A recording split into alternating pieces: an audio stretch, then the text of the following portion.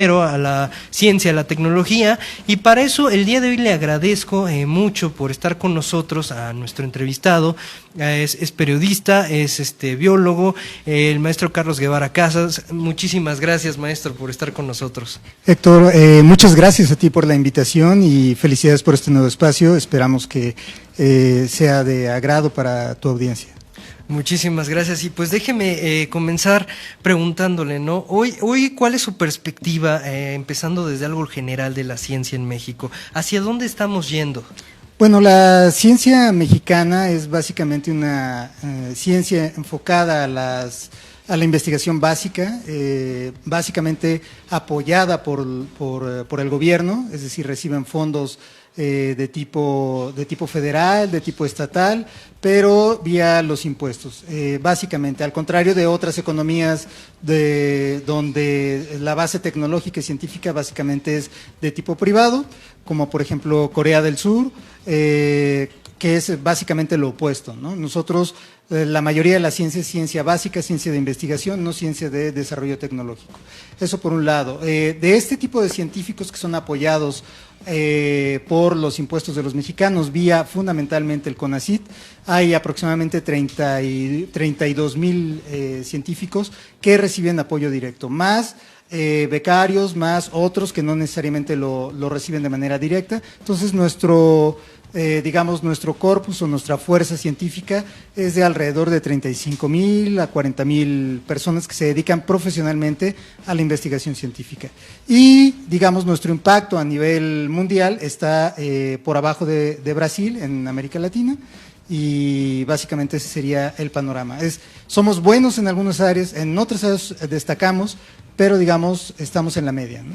Hay un punto que me gustaría abarcar también, y es que lo dio a conocer la misma titular del CONACYT, la maestra Álvarez Bulla, y es precisamente que ellos denunciaban precisamente que hubo una malversación de fondos en las administraciones pasadas. Esto sin duda porque dieron más, ¿no?, dinero del que se necesitaba, más dinero, o sea, había más del que había. Bueno, eso no lo sabemos, el problema es que no lo sabemos, o sea, es un dicho, pero no se ha especificado en dónde, quiénes son los implicados, cómo. La verdad es que el presupuesto para ciencia y tecnología del gobierno mexicano ha sido bajo. Subió en el sexenio de Peña, o sea, ha ido subiendo en los últimos sexenios, pero no alcanza lo mínimo que Naciones Unidas recomienda, ¿no?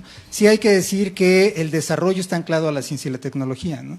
Y aunque cualquier cosa podemos denominar la tecnología, como incluso, digamos, extraer jugo de caña de un molino impulsado por un caballito semidesnutrido, sería tecnología, pero la realidad es que no hay un solo caso de un país que haya salido de la pobreza que no haya sido anclado por el desarrollo tecnológico, y tenemos muchos. Tenemos la propia Corea del Sur que mencionaba antes, tenemos a Singapur, tenemos el resurgimiento de Alemania del Oeste, ahora Alemania federada, Canadá, todos. No hay un caso en la historia que no se haya salido del subdesarrollo y que no haya pasado por un desarrollo tecnológico. Ahora, eso requiere inversión.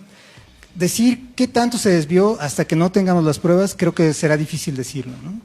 Claro, pero sobre todo en esta cuestión también me gustaría que usted nos comentara, sobre todo la parte en la cual hacer esta reflexión, ¿no? Esta cuestión como de decir el presupuesto, qué ha pasado, qué se ha hecho. Vaya, es interesante, ¿no? Porque inclusive se han destacado diversas cuestiones en las cuales uno ve lo que está sucediendo en estos momentos y pues dice, bueno, o sea, argumentan la austeridad, que eso bien lo hemos sabido todos, ¿no? La austeridad es tal y es allá y es acá. Y está bien que busquen ahorrar los recursos, que busquen, digamos, justificar, ¿no?, algunas cosas para darle prioridad a otras. Pero sin duda yo he visto hasta lo que llevo viendo de información con la titular del CONACYT, pues realmente yo no he visto un gran avance. O sea, inclusive he visto que se ha visto envuelta en polémica en lo poco que lleva como titular, inclusive pues favoreciendo a familiares, amistades, y existe esta pues negligencia hasta cierto punto, ¿no? Bueno, el doctor Antonio Lascano, uno de los más conocidos y populares científicos del país, uno de los más reconocidos también fuera de México, ha dicho que Elena Álvarez pues ya se peleó con la comunidad científica y ha perdido la poca representatividad que tenía, ¿no?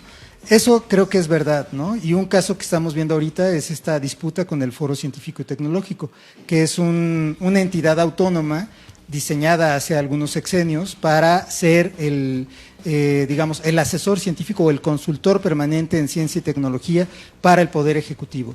Lo que ha ocurrido en los últimos 2 o 3 días ha sido una serie de disputas entre ambos que, digamos, son la cúspide de desacuerdos que han estado ocurriendo hace un par de meses entre la titular del foro científico, que es la doctora Julia Tagüeña, y Elena Álvarez Bulla, ¿no?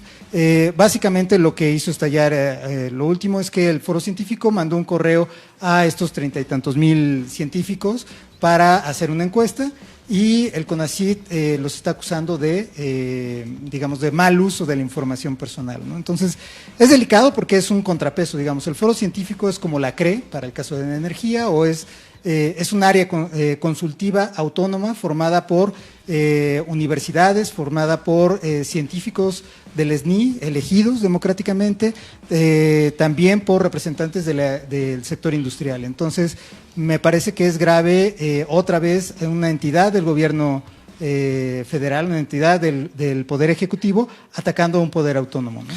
Déjame retomar algunas de tus palabras que inclusive yo consideraría pues delicadas, ¿no? Por ejemplo, el que una titular del CONACYT que promueve la ciencia y la tecnología esté peleada con la comunidad científica, pues es gravísimo. ¿Hacia dónde estamos yendo? Realmente, ¿cómo se piensa conocer lo que hace falta, ¿no? ¿Cómo se piensa acercar si están peleados estas dos partes que son fundamentales para entender este diálogo? Yo creo que hay una visión, digamos, de centralizar el poder en todas las áreas del gobierno federal, y la ciencia y la tecnología no es una excepción. Hace unos meses una diputada de Morena subió como la propuesta de una nueva ley de ciencia y tecnología, lo cual es muy curioso porque se trata de una diputada que no pertenece a la comisión y no tiene ningún antecedente formal en ninguna parte de su historia profesional con áreas de desarrollo científico o tecnológico. Y básicamente te podría hacer un resumen que consiste en concentrar el poder y eliminar órganos de autónomos o de contrapeso, ¿no? Entonces me parece que por ahí es un poco la tendencia que se encaja perfectamente en la visión del Ejecutivo Federal, ¿no? Y sobre todo aquí déjame tener una retroalimentación tuya, una reflexión tuya, porque sobre todo estamos viendo qué tan favorable puede resultar todavía, pues digamos, en un futuro no muy lejano, ¿no? Que se siga teniendo esta centralización de la información, todo junto, y quitando estos órganos, ¿no? No, sin lugar a dudas es un error. O sea, es evidente que a mayor desarrollo, el problema de la centralización en el caso de la investigación científica ha sido gravísimo. Centrar muchísimo en quitarle un poco de peso a la UNAM ha sido algo que ha costado prácticamente décadas. La UNAM absorbe con sus centros de investigación prácticamente un porcentaje muy elevado del presupuesto, y más de la mitad de la investigación científica mexicana. Creo que apenas está bajando tantito de la mitad, pero ha sido tradicionalmente en la UNAM. Entonces tenemos una sola entidad de investigación, una sola, que se come casi todo el presupuesto. Si tú vas y le preguntas a alguien, digamos, en las antípodas del presupuesto, ¿qué piensa de eso? Pues por supuesto que no va a estar de acuerdo. Y hay casos, hay casos casi para estudio, ¿no? La paleontología de dinosaurios estaba concentrada casi toda en la UNAM, ¿no? Y nadie podía acceder a eso. Eso hizo que investigadores de otros estados de la República prefirieran hacer convenios, en lugar de estar peleándose por el presupuesto, prefirieran hacer convenios con universidades de Estados Unidos, ¿no? Y así comienza a desarrollarse esa área en nuestro país, de tal manera que esto ocurre en casi todos los campos, ¿no?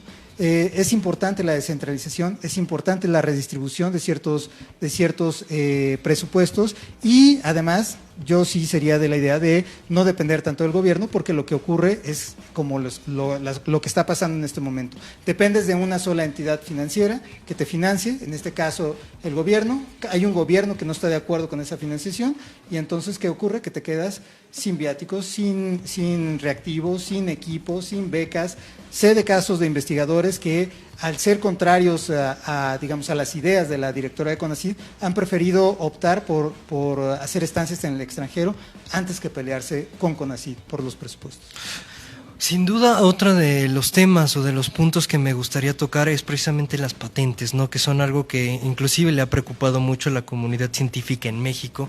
Y pues hablar de unas patentes, pues no mucho se les ha dado el apoyo, ha habido mucha fuga de cerebros, y no es algo nuevo que esté diciendo, es algo que se sabe, inclusive ha preocupado, y por eso pues tenemos fugas y fugas, ¿no? Que realmente, ¿cómo percibes tú a la nueva administración en cuestión de contener, ¿no? Sobre todo a la población científica para que no se vaya?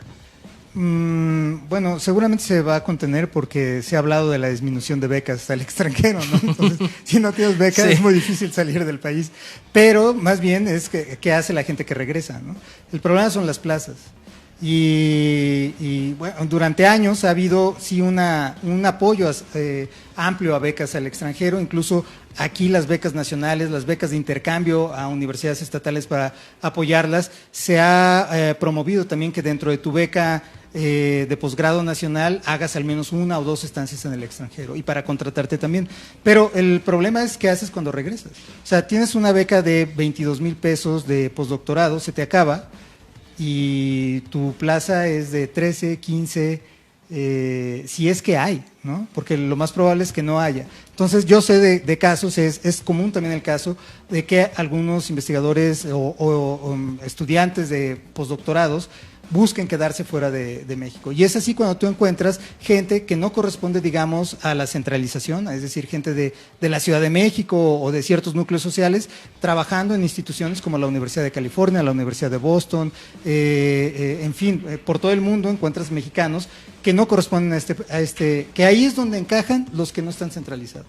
Y ese es un gran problema, ¿no? Porque ahí invertimos mucho dinero en la formación desde la primaria hasta el postdoctorado, en jóvenes altamente calificados que después son aprovechados por otros gobiernos. Déjeme ir cerrando esta conversación, sin duda con una reflexión, ¿no? Me gustaría tener una reflexión de usted al final.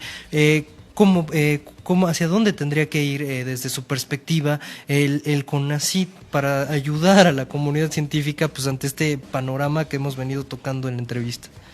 Pues yo lo veo como a veces esas relaciones de pareja que llegan a un momento en el que es muy difícil, se pelean tanto que ya no saben ni por qué iniciaron una discusión y luego conciliarse es muy complicado, ¿no? Creo que las posiciones también ideológicas de la propia doctora Elena Álvarez son difíciles de congeniar con una gran parte de la comunidad. Y sinceramente parece tener una obsesión con la idea de que los transgénicos son malos, ¿no? Lo cual pues es opuesto al consenso de la comunidad científica mundial, ¿no?